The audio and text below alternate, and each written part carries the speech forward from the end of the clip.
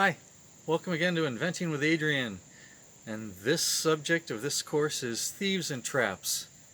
Ladies and gentlemen, it's a sad fact, but a lot of people are greedy, and they tend to take advantage of people's hopes and dreams, and the inventing industry is no exception, especially since such hopes and dreams are of always such great magnitude. Unfortunately, a lot of people prey on the types of individuals we are in hoping to succeed. They find the ways to take advantage of that. So unfortunately, there's a number of scams that are out there. The most prominent are the ones that are able to advertise so widely that they can afford to by continuously offering to provide things that they just don't provide. The most common thing to look out for as far as scams go is anything that's pay to play. It's unnecessary to pay people to review your product ideas. If they're legit, an open innovation company, paying to play is never an option. Unfortunately, though, it's a lot of these companies that you submit an idea to, and they'll tell you it's a great idea, and they're going to promote it and do all this work for you. In fact, never come through. Whatever is the hottest item that they're trying to test market is the one that gets the attention, but it's not always yours, and so you lose out. Those are hollow guarantees. So the first topic of this course on Thieves and Traps is about submission companies and the things to look out for. The second topic are industry thieves.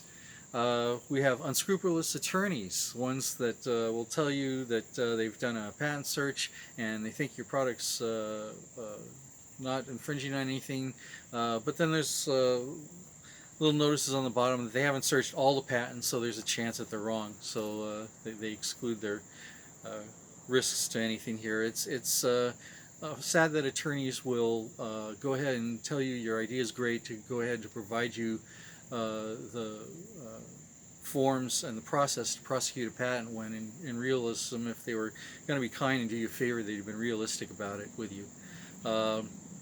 Same goes with designers. You'll find untrustworthy designers that will promise you skills that they don't possess, or design things, say that they'll design things and they never come through or provide. So always make sure you're working with people that are credible, have track records, can be verified.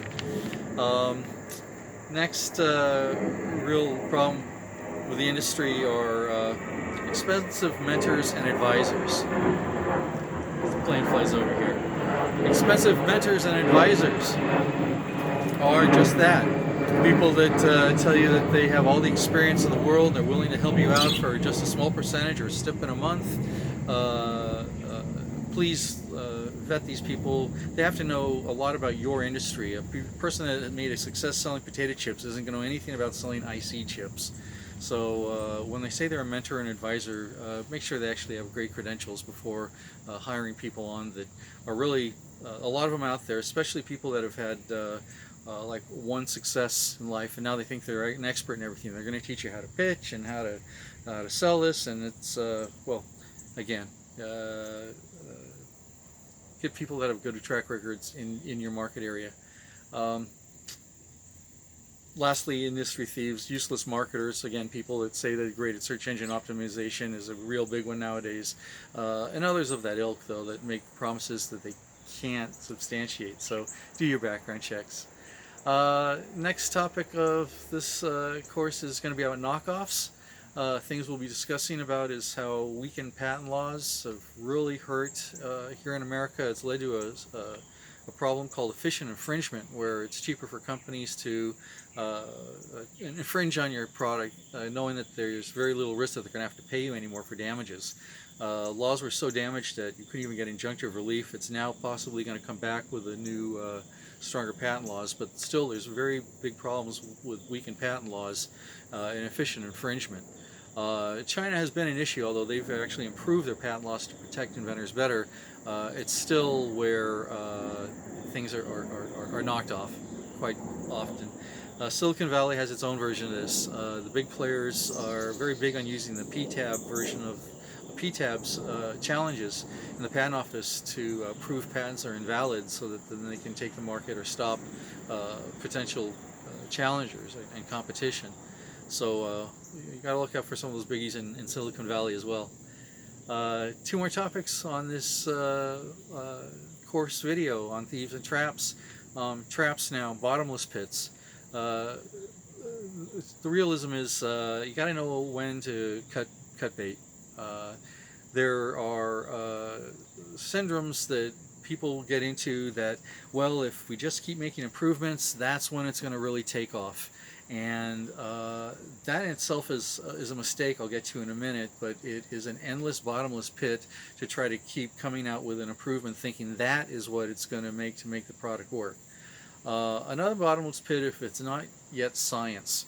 It turns out that you went a little bit further in your expectations of physics than are actual and feasible and possible, and you're ending up doing research and development on something that is just going to cost way too much than you imagine to bring that product to market and commercialize it.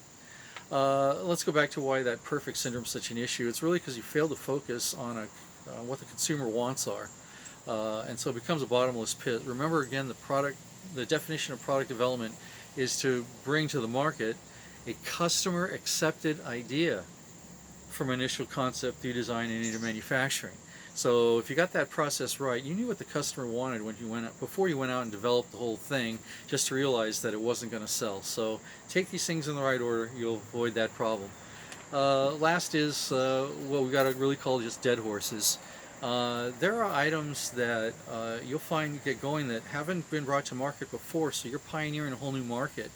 And that's just really expensive to pioneer something new and create a brand awareness or need awareness if there's no need ever identified before, which is typical with new product ideas. So the more money to launch syndrome becomes very expensive. It goes beyond what you had budgeted for. I often tell people when they've figured out what their marketing budget is, double it, because the fact is it usually takes more money to launch than you did expect. There's also failure to launch. When you thought you'd go out there and it would take off, perhaps there was no focus group in the first place for you to get the facts that it wasn't going to be a big seller. There's another reason to go back to that issue of doing a legit focus group on your product ideas. So knowing when to let go, it's a real issue to consider and to think about. I've seen people put years and hundreds of thousands into projects before the reality set in that it just wasn't going to take off. Of course, there's the stories of people that finally, after all those years, did make the right connections. It's usually a change in the chemistry of one way or another that actually make things click. If you're doing things a lot of years and it hasn't clicked, there's something fundamental that you're going to need to revise or change to make it work. But once things have gone on long enough, letting it go is important to save your sanity and your fortunes. So those are the course topics. I hope you'll enjoy.